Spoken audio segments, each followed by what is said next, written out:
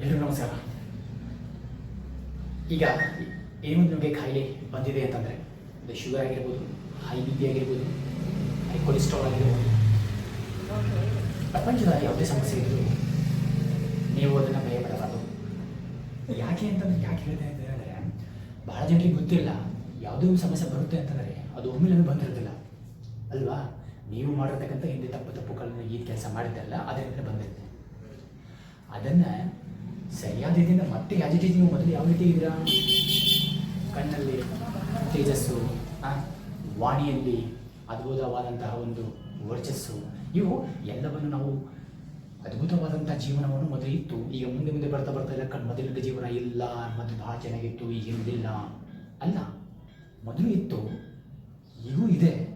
ಮೊದಲು ಇದ್ದಿದ್ದನ್ನು ನೀವು ಅದನ್ನು ರಕ್ಷಣೆ ಮಾಡುವಲ್ಲಿ ಭಾಳ ಪ್ರಯತ್ನ ಪಟ್ಟು ನೀವು ಉಳಿಸ್ಕೊಂಡ್ರಿ. ಮುಂದೆ ಬರ್ತಾ ಏನು ಮಾಡಿದ್ರೆ ಲೇಜಿತನ, ಅಜ್ಞಾನ, ಅಹಂಕಾರ ಇವು ನಿಮ್ಮನ್ನು ಸಂಪೂರ್ಣವಾಗಿ ಕೆಳಗಡೆ ತುಳಿದು ನಿಮ್ಮನ್ನು ನಾಶ ಮಾಡಿದ್ರು. ಅದು ನಿಮ್ಮ ಅಹಂಕಾರ, ನೀವೇ ಕಾಣಬೇಕು. ಆಯುರ್ವೇದದಲ್ಲಿ ಒಂದು ಅರ್ಥ ಇದೆ. ಏನು ಹೇಳ್ತಾರೆ ಅಂದರೆ ಶಾಸ್ತ್ರದಲ್ಲಿ, ನಿಧಾನ ಪರಿಮಾರ್ಜನ. ಒಂದು ಕಾಯಿಲೆ ಬಂದಿದೆ ಅಂತಂದರೆ ಆ ಕಾಯಿಲೆಯಿಂದ ಯಾವ ರೀತಿ ಕಡಿಮೆ ಮಾಡಬೇಕು ಅನ್ನೋದನ್ನು ಗಮನದಲ್ಲಿ ಇಟ್ಕೊಳ್ಬೇಕು. ಯಾವುದೇ ಕಾಯಿಲೆ ಇರಲಿ, ಪ್ರಪಂಚದ ಯಾವುದೇ ಡಯಾಬಿಟಿಸ್ ಇರಲಿ, ಏಡ್ಸ್ ಇರಲಿ, HIV ಏನು ಹೇಳ್ತಿದ್ದೀವಲ್ಲ, ಅವೆಲ್ಲ ಕಾಯಿಲೆಗಳ ಬಗ್ಗೆ ನಾನು ಹೇಳ್ತಾ ಇರೋದು. ಅದು ಏನೇ ಮಣ್ಣ ಮಸಕ್ಕೆ ಏನೇ ಇರಲಿ, ಅವುಗಳನ್ನೆಲ್ಲವನ್ನು ನಾವು ಸರಿಯಾದ ರೀತಿಯಿಂದ ಕಡಿಮೆ ಮಾಡ್ಕೋಬೇಕಿತ್ತು ಅಂದರೆ ಈ ಒಂದು ಸೂತ್ರನು ನಿಧಾನ ಪರಿಮಾರ್ಜನ. ಯಾವುದೇ ಒಂದು ಕಾಯಿಲೆ ಬಂದಿದೆ ಅಂತಂದರೆ ಕಾರಣ ತ್ರಿದೋಷಗಳು: ವಾತ, ಪಿತ್ತ, ಕಫ. ನಿಮಗೆ ಶುಗರ್ ಬಂದಿದೆ ಅಂತಂದರೆ ಶುಗರ್ ಹೆಂಗೆ ಬರುತ್ತೆ ಅಂದರೆ ವಾತ, ಪಿತ್ತ, ಕಫ 3 ದೋಷಗಳಿಂದ ಕೂಡ ಕೂಡಿರುತ್ತೆ. ಯಾವುದು ಅಂತ ಗುರುತಿಸಿ ಅದಕ್ಕೆ ಒಳ್ಳೆಯ ರೀತಿಯಾದಂಥ ಒಂದು ಉಪಚಾರವನ್ನು ಮಾಡಬೇಕಾಗುತ್ತೆ. ಏನು ಒಂದು ವೇಳೆ ಕಫದ ಪ್ರವೃತ್ತಿಯವರು ಇದ್ದರು ಅಂದರೆ, ಕಫದ ಪ್ರವೃತ್ತಿ ಅಂದರೆ ದಪ್ಪ ಶರೀರ ಉಳ್ಳವರಾಗಿರ್ಬೋದು, ಲೇಜಿತನ, ದಿನದಲ್ಲಿ ಮಲಗುವವರು, ಕಡಿಮೆ ವ್ಯಾಯಾಮ ಮಾಡುವವರು, ಅತಿ ಹೆಚ್ಚು ತಿನ್ನುವವರು, ಕಡಿಮೆ ವ್ಯಾಯಾಮ ಮಾಡಿ ತಿನ್ನೋದು, ಮಲಗೋದು, ಇದನ್ನೇ ಮಾಡ್ತಾ ಹೋದಾಗ ಮುಂಬರುವ ದಿನಗಳಲ್ಲಿ ಆ ವ್ಯಕ್ತಿಗೆ ಪ್ಯಾಂಕ್ರಿಯಾಸ್ ಏನಿರುತ್ತಲ್ಲ, ಆ ಬೀಟಾ ಸೆಲ್ಸ್ ಉತ್ಪತ್ತಿ ಮಾಡೋದೇ ಇಲ್ಲ. ಹಾಗೆ ನಮ್ಮಲ್ಲಿ ಇರ್ತಕ್ಕಂಥ ಇನ್ಸುಲಿನ್ ಅನ್ನೋದು ಏನಿರುತ್ತಲ್ಲ, ಅದು ಉತ್ಪತ್ತಿ ಆಗೋದಿಲ್ಲ. ಆದರೂ ಕೂಡ ಅದು ದೇಹಕ್ಕೆ ಸರಿಯಾಗಿ ಹೊಂದೋದಿಲ್ಲ. ಮತ್ತು ಹೊರಗಿನಿಂದ ತಗೊಳ್ಕೊಳ್ಳುವಂಥ ಮಾಡಬೇಕಾಗುತ್ತೆ ಕೆಲಸ. ಇವುಗಳಿಂದ ನಾವು ಹೊರಗಡೆ ಬರಬೇಕಿತ್ತು ಅಂದರೆ ನಿಧಾನ ಪರಿಮಾರ್ಜನ ಯಾಕೆ ಬಂತು, ಇದಕ್ಕೋಸ್ಕರ ಬಂತು, ಏನು ಮಾಡಬೇಕು?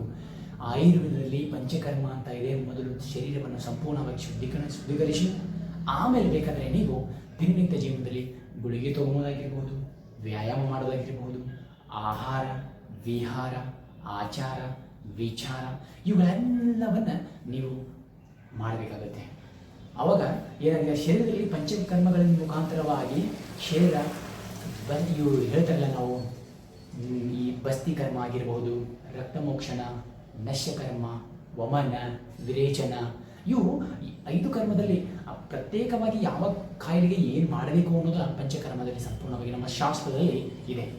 ಅದನ್ನು ಮಾಡಿಕೊಂಡು ಯಾವ ರೀತಿಯಾಗಿ ಬಟ್ಟೆಯನ್ನು ಸರಿಯಾದ ಸ್ವಚ್ಛಂದವಾಗಿ ಇಡ್ತೀವಲ್ಲ ನಾವು, ಯಾವುದಾದ್ರೂ ಸೋಪ್ ಹಚ್ಬಿಟ್ಟು, ಹಾಗೆ ಆಂತರಿಕವಾದಂಥ ಅಂಗಗಳನ್ನು, ಇಂಟರ್ನಲ್ ಆರ್ಗನ್ಸ್ ಏನು ಮಾಡ್ತೀವಿ ಅಂದರೆ ಅದನ್ನು ಸಂಪೂರ್ಣವಾಗಿ ಶುದ್ಧೀಕರಿಸಿ ಅವುಗಳಲ್ಲಿರ್ತಕ್ಕಂಥ ಕಲ್ಮಶನ ಹೊರಗಡೆ ಹಾಕಿ ದೇಹವನ್ನು ಹೊಸತನವನ್ನು ಮಾಡಿ, ಹೊಸತನದ ಬರುವ ಹಾಗೆ ಮಾಡಿ, ಕಲ್ಮಶ ಇಲ್ಲದೆ ಇರತಕ್ಕಂಥ ಶರೀರವನ್ನು ರೆಡಿ ಮಾಡಿಬಿಟ್ಟು ಆಮೇಲೆ ನಮಗೆ ಬೇಕಾಗಿರತಕ್ಕಂತಹ ಆಸನ, ವ್ಯಾಯಾಮ, ಪ್ರಾಣಾಯಾಮ, ಬಂಧ, ಷಟ್ಕರ್ಮ ಇವುಗಳನ್ನೆಲ್ಲವನ್ನು ಮಾಡಿದ್ವಿ ಅಂತ ನಾವು ಏನಾಗುತ್ತೆ ಗೊತ್ತಾ, ಶರೀರ ತನ್ನಿಂದ ತಾನೇ ಸರಿಯಾದ ರೀತಿಯಿಂದ ಅದ್ಭುತವಾಗಿ ಬೀಳಾಗ್ತಾ ಹೋಗುತ್ತೆ.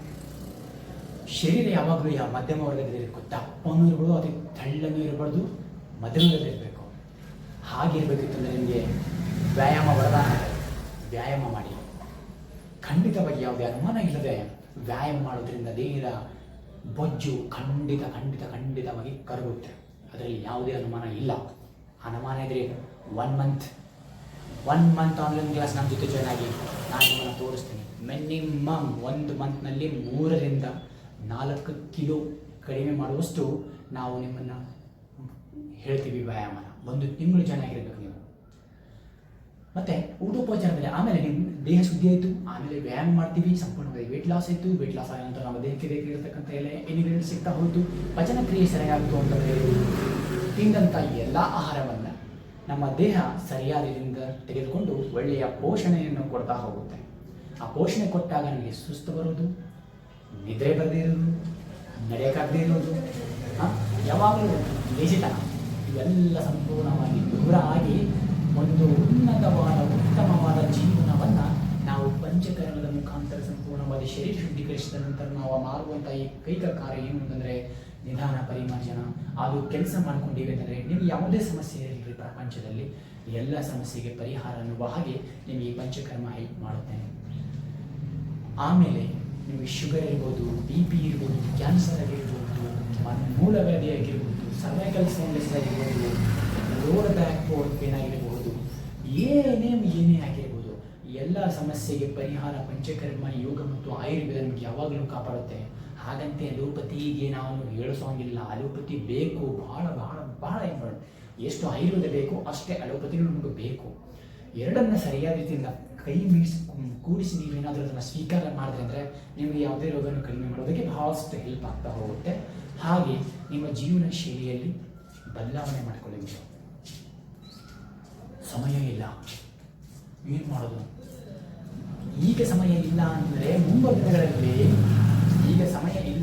ಮುಂಬರುವ ದಿನಗಳಲ್ಲಿ ನೀವು ದೊಡ್ಡ ಆಸ್ಪತ್ರೆಗೆ ನೀವು ಸಮಯ ಕೊಡಬೇಕಾಗತ್ತೆ.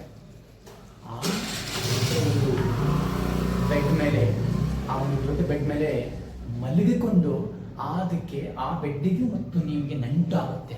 ಬಹಳ ಆತ್ಮೀಯ ಅವಿನಾಭಾವ ಸಂಬಂಧ ಅಂತಾರಲ್ಲ, ಆಗುತ್ತೆ. ಸಮಯ ಇಲ್ಲ ಪಾಪ ನಿಮಗೆ, ಈಗ ಸಮಯ ಇಲ್ಲ ಅಲ್ವಾ?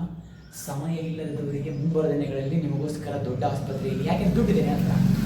ಸಮಯ ಇಲ್ಲ ಅಂದರೆ ದುಡ್ಡು ಬಹಳ ಇರುತ್ತೆ.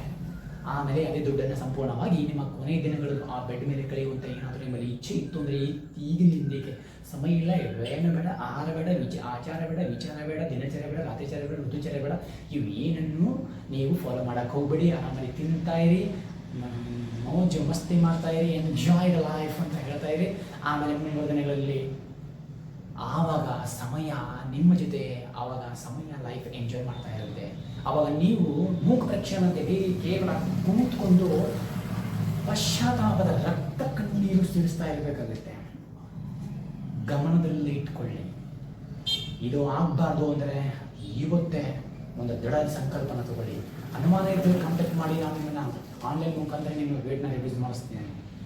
ನಾವೇನಾದರೂ ಕೇವಲ ಊಟ ಬಿಡಿಸಿ ವ್ಯಾಯಾಮ ಮಾಡಿಸಿ ಅಲ್ಲ, ಏನು ಮಾಡಬೇಕು, ಏನು ಮಾಡಿದ್ರೆ ಚೆನ್ನಾಗುತ್ತೆ, ಯಾವ ರೀತಿ ಆಹಾರ ಇರಬೇಕು, ಯಾವ ರೀತಿ ವಿಚಾರ ಇರಬೇಕು, ನಾವು ಎಲ್ಲಿ ಒಳ್ಳೆಯ ವಿಹಾರ ಯಾವ ರೀತಿ ಇರಬೇಕು, ನಮ್ಮ ಮನಸ್ಥಿತಿ ಯಾವ ರೀತಿ ಇರಬೇಕು, ಸಂತುಲನತೆ ಯಾವ ರೀತಿ ತರಬೇಕು, ವ್ಯಾಯಾಮ ಮಾಡಿದ ಮೇಲೆ ಏನು ಮಾಡಬೇಕು, ಮಾಡಿದ ನಂತರ ಏನು ಮಾಡಬೇಕು, ಅಂದರೆ ಮಾಡೋಕ್ಕಿಂತ ಪೂರ್ವದಲ್ಲಿ ನಾವು ಏನು ಮಾಡಬೇಕು, ಇವೆಲ್ಲವನ್ನು ಗಮನದಲ್ಲಿ ಇಟ್ಕೊಂಡು ಆಸನ ಮಾಡೋಕ್ಕಿಂತ ಪೂರ್ವದಲ್ಲಿ ಏನು, ಊಟ ಮಾಡೋಕ್ಕಿಂತ ಪೂರ್ವದಲ್ಲಿ ಏನು, ಯಾವ ರೀತಿ ಅಡುಗೆ ತಯಾರಿಸಬೇಕು, ಯಾರ ಕೈಯಿಂದ ತಯಾರಿಸಬೇಕು, ಎಂಥ ವ್ಯಕ್ತಿ ಜೊತೆ ಸಂಪರ್ಕ ಇರಬೇಕು, ಇವೆಲ್ಲವನ್ನು ಸರಿಯಾದ ರೀತಿಯಿಂದ ಅರ್ಥಕೊಂಡಾಗ ಮಾತ್ರ ನಿಮ್ಮ ಆರೋಗ್ಯ ಸುಧಾರಿಸಿಕೊಳ್ಳುವುದಕ್ಕೆ ಬಹಳಷ್ಟು ಬಹಳ 3 ತಿಂಗಳಲ್ಲಿ ಬಹಳಷ್ಟು ನಿಮಗೆ ಇಲ್ಲ ಅಂದ್ರೂ ಒಂದು 50-60% ಬದಲಾವಣೆ ಬಂದ್ಬಿಡುತ್ತೆ. ಬದಲಾವಣೆ ಬಂದೇ ಬರುತ್ತೆ. ಯಾವುದು ಪ್ರಪಂಚದಲ್ಲಿ ಯಾವ ಕಾಯಿಲೆನೂ ದೊಡ್ಡವಲ್ಲ, ನೀವು ದೊಡ್ಡವರು. ಕಾಯಿಲೆಗಳು ದೊಡ್ಡವಲ್ಲ, ನೀವು ದೊಡ್ಡವರು. ನೀವೇನು ಮಾಡ್ತೀರ ಅಂದರೆ ಆ ಕಾಯಿಲೆಗಳನ್ನು ದೊಡ್ಡದಾಗಿ ಮಾಡ್ತೀರಾ. ಕಾಯಿಲೆಗಳನ್ನು ದೊಡ್ಡದಾಗಿ ಮಾಡ್ತೀರಾ. ಅದಕ್ಕೆ ಇದನ್ನು ಬಿಟ್ಕೊಡಿ.